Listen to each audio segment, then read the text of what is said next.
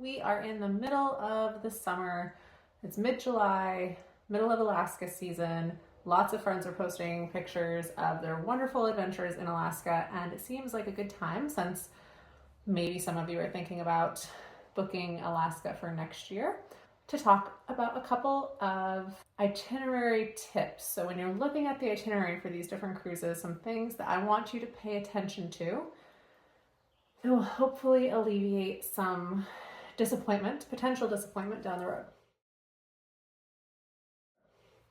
Okay, so there's three big things we're going to chat about. The first thing is the inside passage. So when you think about cruising to Alaska, you may also think about cruising the inside passage.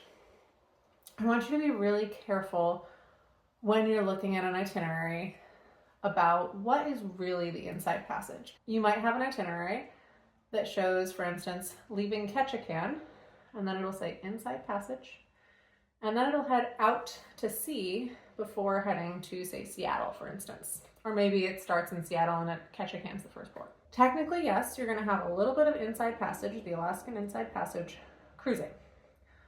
Most of the time when people think about the inside passage, they're thinking about just a little bit north of Vancouver, sailing between Vancouver Island and the mainland, and this beautiful stretch of scenic cruising that basically takes a day to do. Whereas that little tiny chunk from Ketchikan, that's like a couple hours of cruising and you're already out to open sea. If the inside passage is really what you're looking for, that's not going to give you what you want out of that experience. So I'm going to give you a very specific situation that happened. We were doing a Seattle itinerary, Seattle round trips, and the only inside passage cruising that we had was from that little bit from Ketchikan. And we ended up needing to cancel Ketchikan. The reason we had to cancel Ketchikan was because we had a man overboard maybe one day before that. But anyways, we had to go do search and rescue, and we spent enough time doing search and rescue that we could not make it to Ketchikan.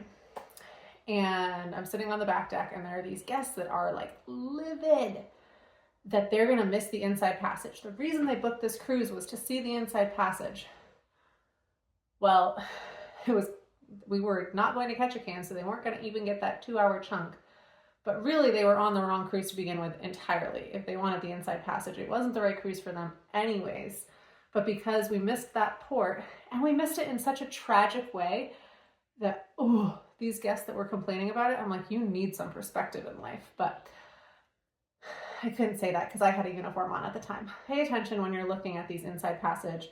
The other thing is, not every cruise from Vancouver is going to do the inside passage. So that's kind of one trick that you can look at.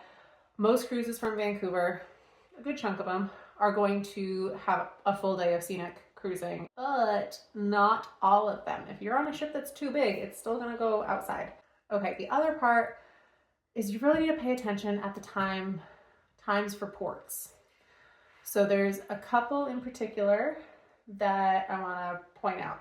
So this first one is this Tracy Arm thing. So it says Tracy Arm Inlet. And if you look at that, the time on it is 9:30 to 10 a.m. The only reason that this is here is to drop off a tour. It's an organized shore excursion. They're going to go from the ship to a boat on a shore excursion to Tracy Arm. That is why that's there. I hate that it's even listed on the itinerary because guess what? There was a time that we left Vancouver late and we didn't make that Tracy Arm call. We went straight to Juneau. Actually, this happened at least twice. So I think we had one time that we left late, and then we had another time that we needed to do a medical disembark in Juneau. So we were like boot scooting as fast as we could get to Juneau. And so we skipped that Tracy Arm because the shore excursion can still happen from Juneau itself. They can, get on the boat in Juneau and then go do a shore ex. They can make that work. Not quite the same experience, but they can make something work. So if that's going to ruin your cruise, make sure you're actually booking an itinerary that has a full Tracy Arm experience, or you're booking the shore excursion to go to Tracy Arm. The other thing is Victoria. So if you're on a Seattle round trip itinerary, you are going to need to have a call in Canada. Technically, it just needs to be out of the US, but you need to have a call and it's going to be in Canada. Good chance it's going to be in Victoria. Most of the time it is the night before your cruise ends. And when I say night, I mean night. So if you look at some of these, it'll say that you arrive at 8 p.m. and you leave at 11:59. It's 11:59, it's never midnight because then that's the next day. So if seeing Victoria is really high on your list, you need to be paying a lot of attention to the itinerary that you're choosing. There are some that will do like a full day in Victoria, or at least be there from like 1 in the afternoon until 10 or 11 at night.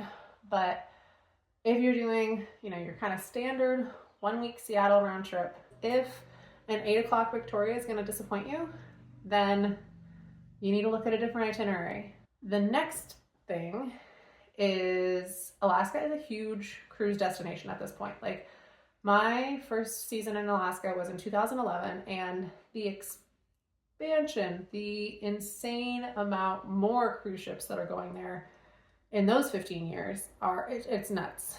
So in Juneau, for instance, there's 4 docks. 4 places for cruise ships to park themselves.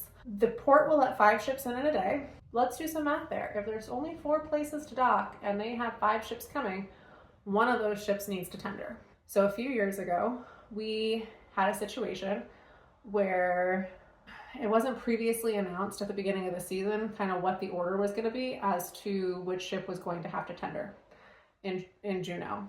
And it was like every other week there was going to be 5 of us in. Like, some weeks there would only be 4, everyone gets a berth, but some weeks there was going to be 5. And so over the course of the summer, so we're talking, the first, like, beginning of May until the end of September. So over the course of all of those weeks, there was going to be 2 times that each ship had to tender. Now, the problem was one of our slots ended up being towards the beginning of the season. And so a lot of passengers didn't actually know that we had to tender in Juneau until they get on board. They're on board in Vancouver, and they get their program and they're like, tendering? What? And it's at 1 o'clock in the afternoon was our arrival. So any tender port that you have that's in the afternoon, everyone wants to get off at the exact same time, and it's extra chaos anyways. So it was a real rough day at work. And to be honest, in this case, very understandably, because there's a lot of reasons why it's important to know if you're going to tender or not tender before you get to a place. If you have any mobility challenges, sometimes you can't go ashore if you're tendering. And so then there's a whole port that's wiped off for you. Or if you're booking private shore excursions, then, if you're booking a private shore excursion for 1:30 in the afternoon, thinking that you're getting off the ship at 1 and it's tendering, the cruise line's not going to prioritize someone on a private shore excursion getting off the ship first. They're going to prioritize the people that booked with them getting off the ship first. And the same happens in Ketchikan. I was on a Seabourn cruise as passenger on a Seabourn cruise, and it was on the itinerary ahead of time, but we were tendering in Ketchikan, and I was like, I had never at that point tendered in Ketchikan before, and it just kind of surprised me also because I was on a luxury line. So that was I was like, didn't expect that. It made sense because it was very easy. Like, when you're tendering 600 people ashore, it's a very different experience than trying to tender thousands of people ashore. But again, something to be mindful of. Just be taking a look at, be aware that sometimes these things can change during the season, depending on all sorts of things that are happening at a way higher level than I ever was. But it can happen. You might end up tendering in some of these big places like Ketchikan or Juneau.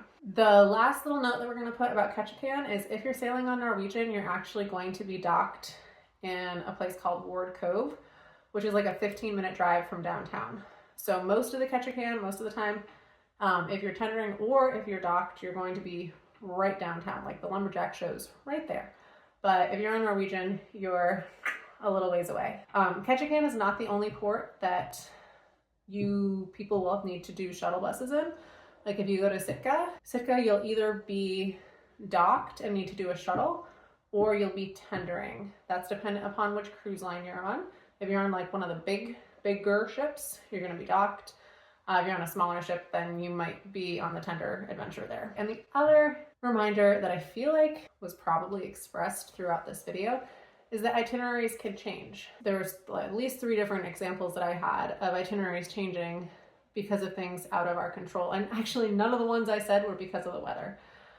We left Vancouver late. That was because of a issue with the crane operators. They were on strike. There was a whole thing going on with that. Not something that we could exactly control. Another time we had to do a medical disembarkation. So we had to get there as early as we can to make that happen, which ended up being, you know, that Tracy arm adjustment, but it still did alter that itinerary. Technically, it did change our itinerary. A man overboard. That does happen. And then there's the weather.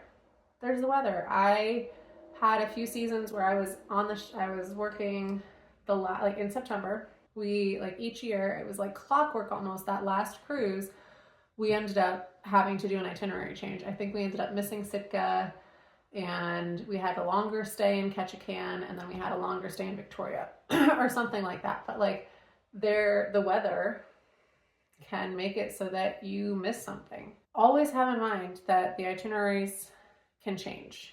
And if an itinerary changing is going to make it so that your entire cruise falls apart, your world falls apart, you're like heartbroken and everything's a disaster, then I think I've said it before, I'll say it again, a cruise isn't actually what you want to do. You want to be flying to wherever the place is that is the dream destination, the best thing that could ever happen to your entire life. You want to be flying there, staying there for a few days and making that happen in that way. Because a cruise itinerary can change. It's well within the rights of the cruise company to do so. They don't want to change the itinerary, but it does happen. Not all Alaskan cruise itineraries do any glacier cruising. That doesn't have to be a deal breaker. A lot of the ports that you visit, you have an option, you have an opportunity to go see a glacier. It is a really lovely day of scenic cruising when you're on board, and like especially like going into Glacier Bay, the sailing is gorgeous. There's extra scenic commentary that's happening, presentations, all that. Then you go and you see the glacier, and it's just very, very peaceful. But not every itinerary has that. It doesn't have to be a deal breaker though. Like when you get to Juneau, you can go see Mendenhall. You can still have opportunities to see a glacier on your cruise. It just might not be from the cruise itself. Okay, so to recap. Inside passage, pay attention to what is being advertised as the inside passage. Pay attention to your port times. If you see something that's like only a half hour, if you see something that's only for a few hours, like Victoria being late at night, another one that happens is a Juneau arrival at 1 in the afternoon can happen fairly regularly. Ketchikan being there from say 7 a.m. until 1 p.m., which means that all aboard's at 12:30. So that happens a lot on a Seattle itinerary. And so those aren't large chunks of time. And if you say like the 7 a.m. one, say your whole family, you can't get them off the ship until 9.